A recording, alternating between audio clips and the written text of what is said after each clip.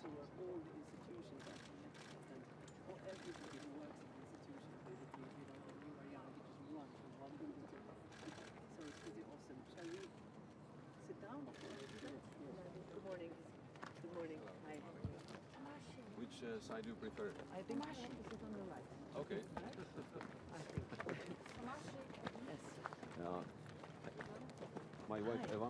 Oh, Dr. Highness, nice to meet you. How are you? This is amazing. Wonderful. Oh, Look at this. so for me. Yeah, these are great. So of course, absolutely. Absolutely. What is, actually this is nice. The Havel bench, you know, has really symbolized for us, you know, the hope, and for my generation, because we would look to Havel as really what it means Pardon. to be European.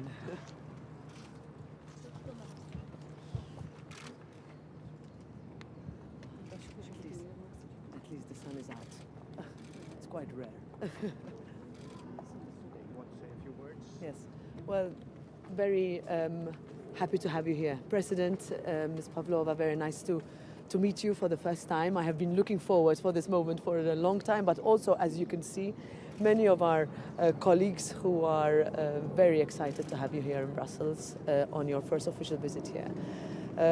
To us, even coming on the back of an extremely successful Czech presidency with big advancements on energy and climate legislation, and also all your help on Ukraine. Your election symbolizes and continues on the inspiration of your country being one that gives Europe hope.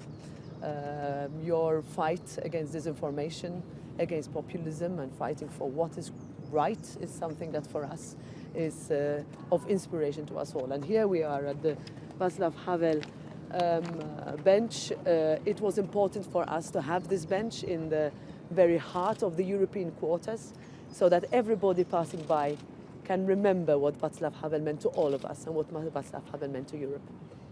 Thank you very much.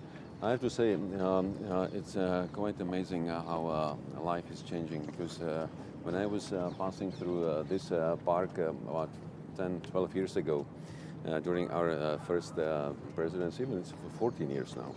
And it was on the way from the Czech representation to the EU, through European Parliament, to EU buildings. I was passing through this park. I would have never thought that there would be a Václav Havel bench here, and that I would find myself with the President of the European Parliament next to me. It's great to be here again, and it's great to meet you, and also to be present with such a memory to our first democratically elected president. Absolutely. Thank you. Great. Do you want us to sit? Maybe we take a question. I think Czech TV had a question. Czech television. Good morning. I've got a question to both presidents. There's been a lot of discussion about shifting the power in the EU from the west to the east with regard to the Russian aggression and the crisis in Ukraine. Are you also witnessing this trend? Well, what I would say is, rather than a shift of power, but really the center of gravity of decision leading has been seen in the most positive way since the 24th of February. I think what we woke up to on the 24th of February last year is a realization that we had for far too long taken too many things for granted at our peril.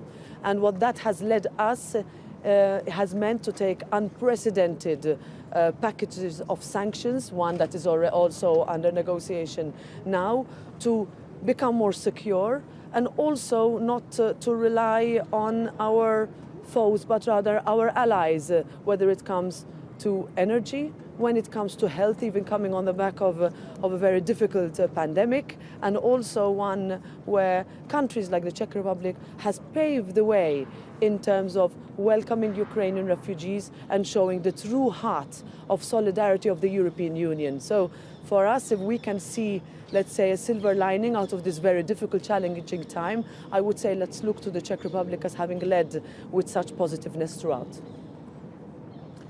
I would probably use a very simple terminology. Years ago, we were new kids in the block. Now we are grown up. So there is a new balance. It's not a shift of power. Thank you very much. Shall we take a photo sitting down as well?